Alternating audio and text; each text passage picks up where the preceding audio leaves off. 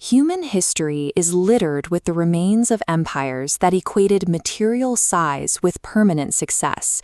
They assumed that institutional bulk and military weight provided a definitive shield against accountability. Surah 105, titled Al-Fil, functions as a diagnostic audit of this specific delusion. Stripping away external historical traditions allows the text to serve as a structural analysis of how brute force fails. The title is derived from the Arabic root fa, ya, la, which defines an immense physical volume, a cumbersome mass attempting to dominate space. Crucially, this root also means to possess defective logic. Failing opinions are linguistically tied to this lumbering giant. This dual meaning creates a specific structural diagnosis. A massive entity guided by defective logic is a liability to itself. Its heavy, cumbersome nature prevents it from adapting or pivoting, turning its physical size into the exact vulnerability that natural laws eventually target. Once an elite establishment accumulates vast material power, it tends to engineer complex, oppressive strategies. These hidden schemes are designed to keep the public subservient and maintain a top-heavy hierarchy. By prioritizing intimidation over ethics, the system becomes increasingly brittle. It requires more and more energy to sustain its own weight, eventually reaching a point of structural exhaustion.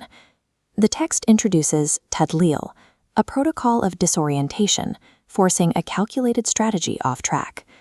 The universal framework redirects this unethical energy inward. The scheme's complexity becomes its own obstacle, causing the effort to dissipate into waste. The over-engineered nature of the corrupt organization becomes the engine of its own frustration. Every new layer of control adds another point of failure, ensuring that brute force fails to achieve its intended dominance.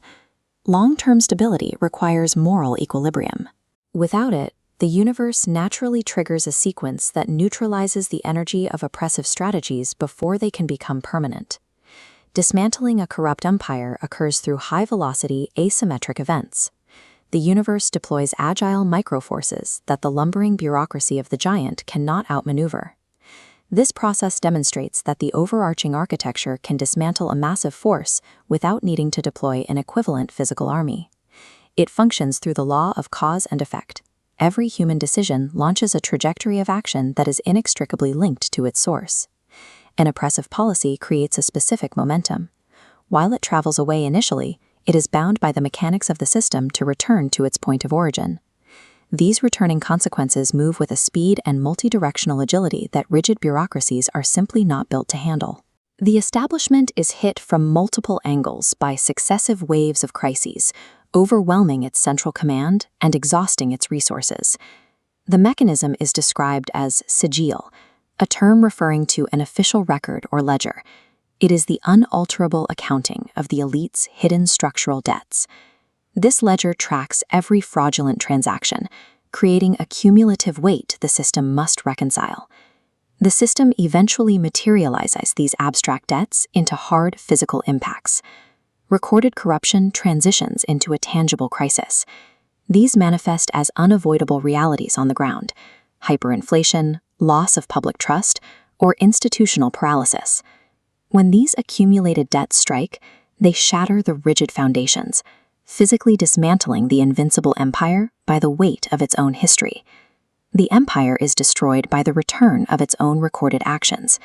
The force that once intimidated others becomes the source of its own liquidation. The final state of this collapse reveals a massive entity stripped of its internal vitality. It stands as a hollowed-out remnant of its former self. The text uses the term asfin makul, meaning chewed-up straw, to describe this state. It is the architectural diagnosis of an institution that has exhausted its moral and human capital.